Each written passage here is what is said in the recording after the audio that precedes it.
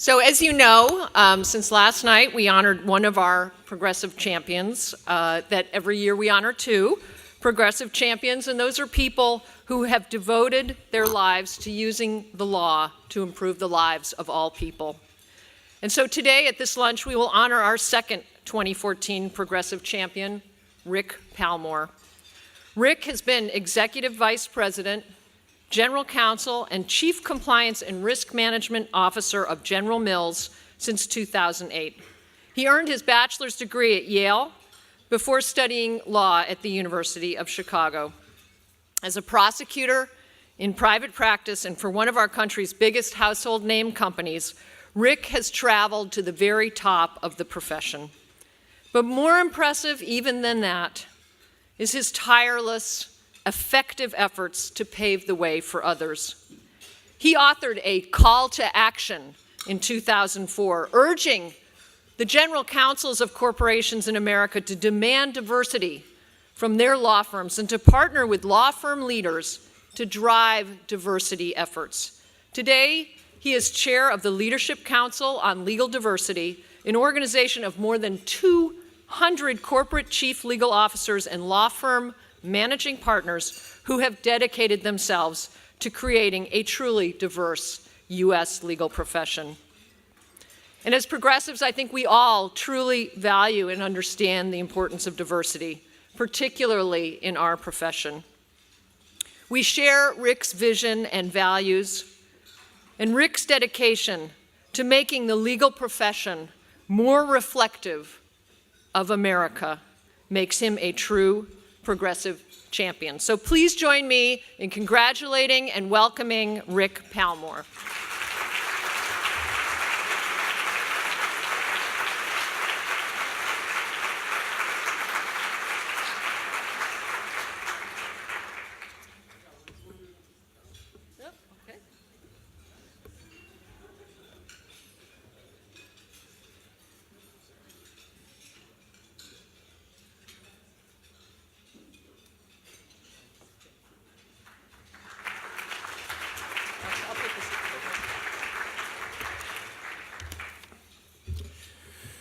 Thank you for that, Carolyn. Thank you for those generous remarks. It's a pleasure to be here this afternoon, and I'm honored and humbled to be recognized, and particularly by this organization. The history and work of the Society is particularly important, in my judgment, at this interesting time in our nation's history, and it's a privilege to be associated with it. I remain very passionate about our work in addressing the talent and diversity in our profession, and I'm proud of what we've accomplished with the Leadership Council on Legal Diversity, but a lot of hard work remains, and I was reminded of that and reminded of all I would still like for us to accomplish as a profession by a bumper sticker I saw the other day, which said, "Be happy that I don't have superpowers." A lot of progress has been made. Many legal barriers have been eliminated. Many social barriers have been eliminated.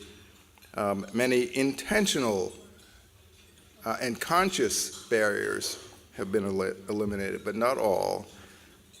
But a significant part of what remains are unconscious and unintentional barriers. And unconscious bias is not only hard, but it's an uncomfortable topic.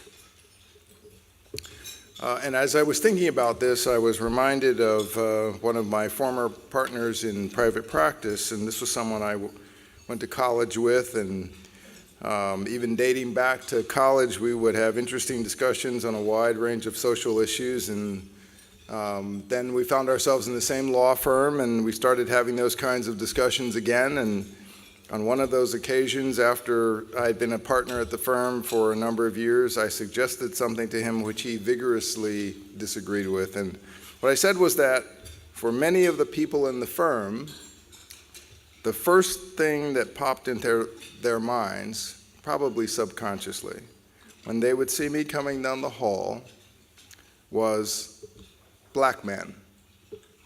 Not Palmore, but black man. Now, maybe Palmore followed quickly thereafter, but what I suggested to him was that black man was first. Now, I didn't attribute this to any ill intent. My argument was that it was simply human nature. Well, he wasn't buying it then, and I doubt he would buy it today. But I think his awareness of that possibility caused him to think about his actions and the actions of others in a different way. Now, if David were here this afternoon, I would tell him that I was ahead of my time. During the campaign in which President Obama was first elected, there was a New York Times column that cited some work done by a team of psychology professors, and the scholars were interested in measuring whether people regarded Barack Obama and other candidates as more foreign or more American. And the test that they used taps into the way the subconscious mind works. And what the study concluded is that in following instructions to sort images rapidly, the minds of the participants balked at accepting a black candidate as fully American. Now, think about that. These are not my words, it's the words of the study.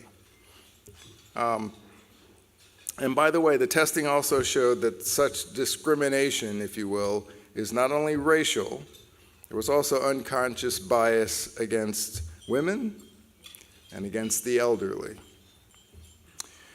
Now, here's what was interesting to me, perhaps most interesting about the column. The conclusion of the author was hopeful. And the conclusion was hopeful because he thought, evidence that when people become aware of their unconscious biases, they can overcome them. And that's really important. There's a recent benchmarking report by the New York City Bar Association that concludes, among other things, that unconscious bias continues to stymie diversity progress and is not well understood. But awareness is not enough. We also need action. We've done lots of hard work, but we're in mile 20, I would suggest, of the marathon. And those last 6.2 miles are toughest, but they are what stand between us and ultimate success. And one of the things I love about being in front of a room like this is that inevitably in this room, everyone in the room is, in the words of Marianne Williamson, powerful beyond measure. And all of the entities represented in the room are influential. And it's when we take responsibility, individually and together, and say, now is the time to take the steps to let all of our talent flourish.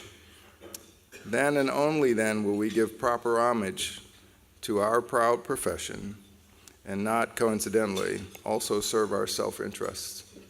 Thank you so much for this recognition.